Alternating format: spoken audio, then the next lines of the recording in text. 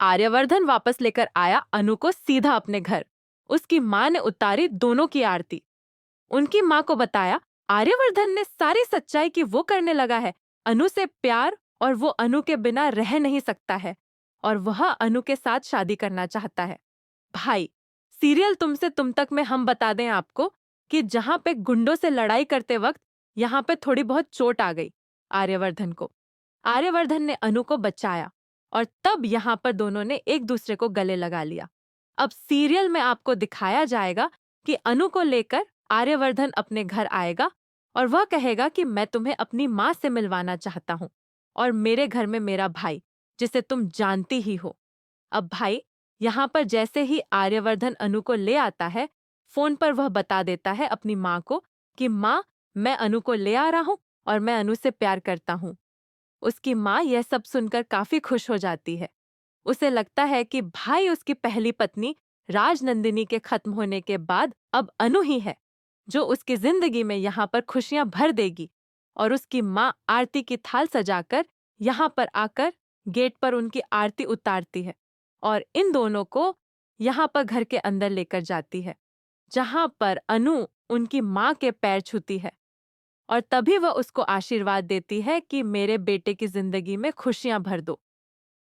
तो अब भाई, ये सब देखकर यहाँ पर मानसी जो है झल्ली हो जाती है और वह नीचे आती है और कहती है कि इस लड़की को आप लोग बर्बादी के इस घर में ले आए हैं, इस घर में लेकर आए और जेठ जी के साथ इसकी शादी करवाएंगे।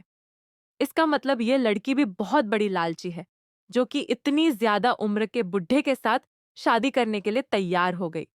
यह सुनकर यहाँ पर उसकी सास, यानी कि जो माँ है आर्यवर्धन की, वह गुस्सा हो जाती है और कहती है कि तुम ये सब क्या कह रही हो मानसी, तुम चुपचाप यहाँ से चली जाओ।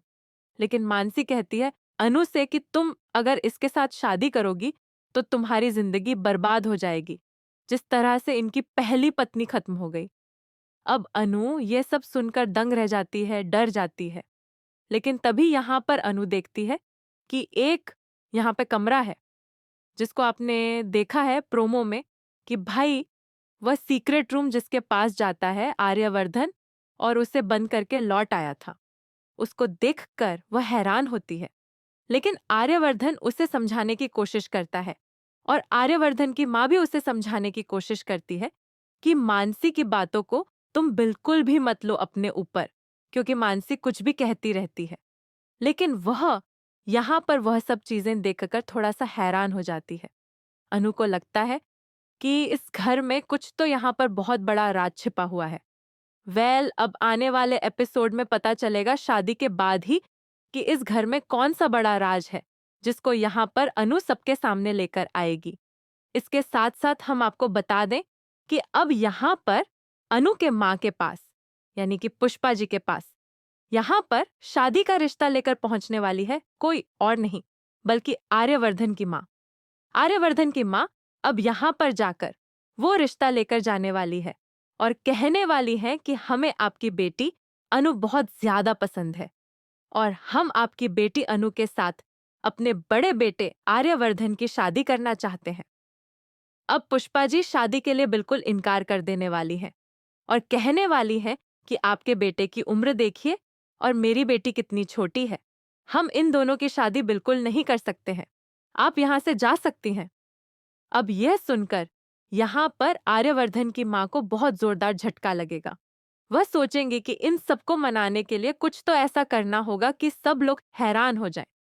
अब यहाँ पर आर्यवर्धन की माँ जो है, पूरी कॉलोनी में उनके जितने भी यहाँ पे मोहल्ले वाले हैं, सबको पैसे बांट देने वाली है कि कोई भी अपना मुंह नहीं खोलेगा कि आर्यवर्धन बड़ा है और यहाँ पर ज्यादा उम्र का है और उनकी बेटी कम उम्र की है।